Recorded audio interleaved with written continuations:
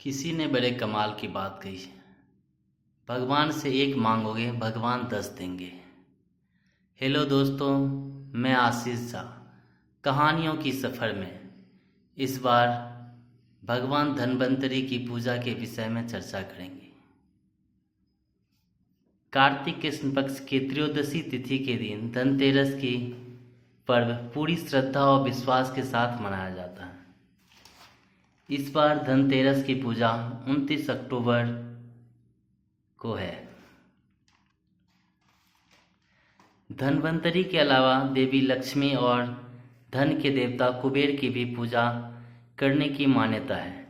इस दिन धन्वंतरी के जन्म लेने की कथा के अलावा बहुत सारी कहानियाँ प्रचलित है। पुरानी कथा के अनुसार एक समय भगवान विष्णु मृत्युलोक विचरण करने के लिए आ रहे थे। तब माता लक्ष्मी जी ने भी उनसे साथ चलने का आग्रह किया। तब भगवान विष्णु जी ने कहा, यदि जो मैं बात कहूँ आप अगर वैसे ही मानो तो फिर चलो। तब माता लक्ष्मी जी ने उनकी बात मान गई और भगवान विष्णु के साथ भूमंडल पर आ गई। कुछ देर चलने के बाद एक जगह पहुंचकर भगवान विष्णु ने लक्ष्मी जी से कहा, जब तक मैं ना आऊं तुम यहीं ठहरो। मैं दक्षिण दिशा की ओर जा रहा हूं, आप उधर मत आना। भगवान विष्णु जी के जाने पर माता लक्ष्मी जी के मन में कौतूहल जागा कि आखिर दक्षिण दिशा में ऐसा क्या रहस्य है जो मुझे मना किया गया, और भगवान स्वयं चले गए। लक्ष्मी जी से रहा नहीं गया। जैसे ही भगवान आगे बढ़े, माता लक्ष्मी जी पीछे पीछे चल पड़ी। कुछ ही आगे जाने पर उन्हें सरसों का एक खेत दिखाई दिया जिसमें खूब फूल लगे थे। सरसों की शोभा देखकर माता मंत्रमुग्ध हो गई और फूल तोड़कर अपना श्रृंगार करने के बाद आगे बढ़ी। आगे जाने पर एक गन्ने के खेत से लक्ष्मी जी गन्ने तोड़कर रस चूसने लगी। उसी क्षण भगवान विष्णु जी आए और यह देखकर लक्ष्मी जी पर क्रोधित होकर उन्हें शाप दे दिया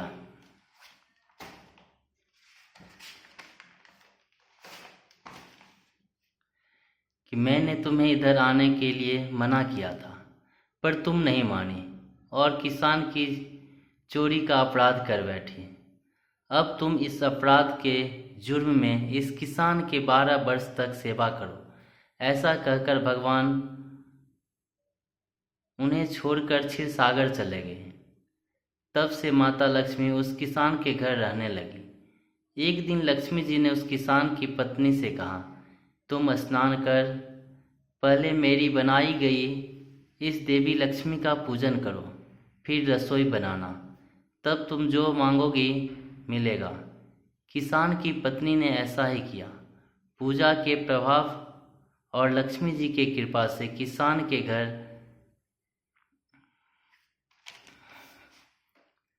दूसरे ही दिन अन्न धन स्वर्ण आदि से भर गया। लक्ष्मी जी ने किसान को धन धन से पूर्ण कर दिया।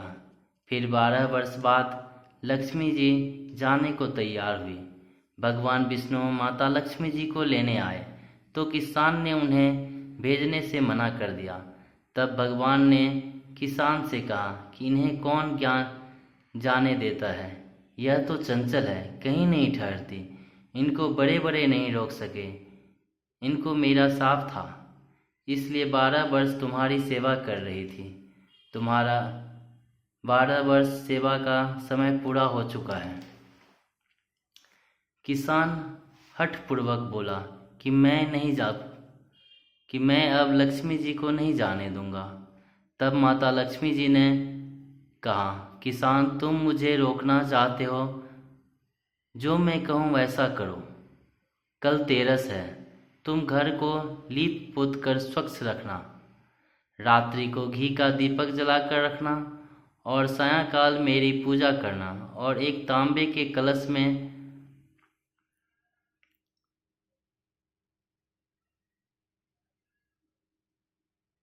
रुपये भरकर मेरे लिए रखना।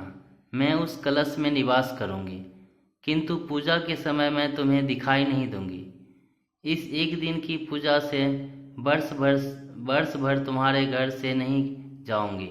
यह कहकर दीपक में प्रकाश के साथ 10 दिशाओं में फैल गई। अगले दिन किसान ने लक्ष्मी जी के कथा अनुसार पूजन किया। उसका घर धन धन से पूर्ण हो गया। इसी वजह से हर वर्ष 13 के दिन लक्ष्मी जी का पूजा होने लगा।